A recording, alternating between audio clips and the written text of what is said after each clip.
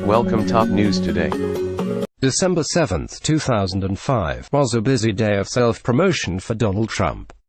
He appeared on Howard Stern's radio show to plug the finale of The Apprentice, Season 4.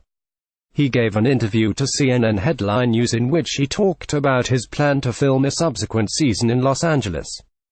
And at Trump Tower in New York, the future President of the United States hosted an event for In Touch, the gossip magazine that this week published a porn star's claim that the two had sex in July 2006.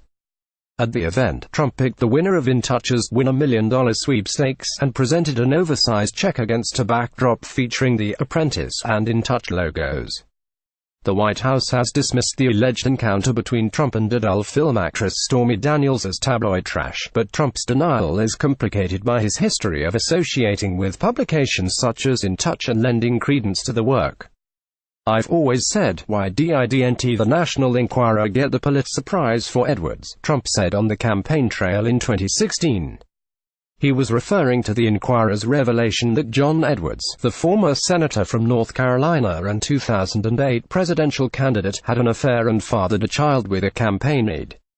Trump told a crowd in Ohio that the National Enquirer should be very respected, as a way of defending his decision in an earlier interview to cite an unsubstantiated article about the father of Sen.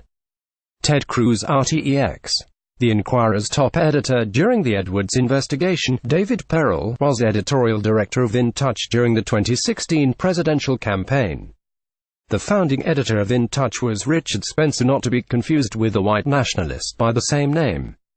Spencer left in 2010 to launch a new magazine called Reality Weekly at the National Enquirer's parent company, American Media Inc. The debut issue of Reality Weekly featured a guest column written by Trump, according to a news release. Spencer and American Media also hired Omarosa Manigard, a contestant on The Apprentice, who would later work in Trump's White House as Reality Weekly's West Coast editor.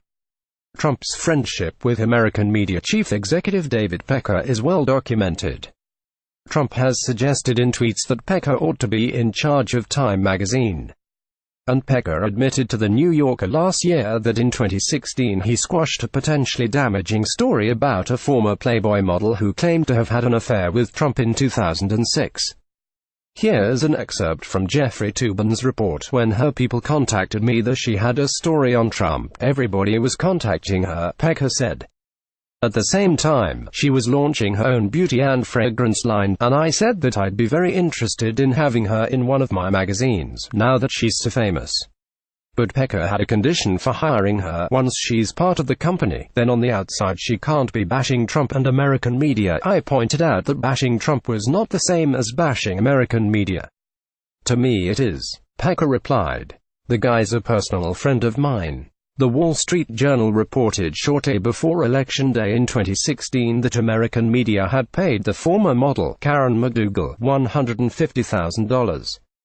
Last week, the Journal reported that Daniels similarly accepted $130,000 from Trump attorney Michael Cohen to keep quiet during the race. Daniels denied the report. At least 4 other news outlets pursued reports about a sexual encounter between Trump and Daniels, but the Journal was first to publish. The Journal even beat In Touch to print, though In Touch had interviewed Daniels in 2011. The new editorial director of In Touch, James Heidenreich, told The Washington Post that he does not know why the magazine sat on the interview for 7 years. "I've only been here since November," Heidenreich told the Post's Paul Farhi. "I can't speak to decisions that were made before then." Heidenreich came to In Touch from American Media, which has Pecker's "Don't Bash Trump" rule. Long before Trump had a political career to protect, even before he starred on The Apprentice, he was a fixture in the New York tabloids, as former Page Six editor Susan Mulcahy recalled in a Politico magazine piece in 2016. If you worked for a newspaper in New York in the 1980s, you had to write about Trump. As editor of the New York Post's Page Six, and later as a columnist for New York Newsday, I needed to fill a lot of space, ideally with juicy stories of the rich and powerful, and Trump more than obliged.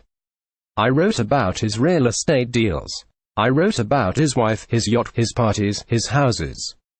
At times, I would let several months go by without a single column mention of the Donald. This doubtless upset him, as he loves Page Six and used to have it brought to him the moment it arrived in his office. Trump even made a bid for the New York Post in 1988, after previously bidding from the New York Daily News in 1982. In short, the president loves tabloid gossip, which makes it harder for him to just brush it off now, when he is the subject of it.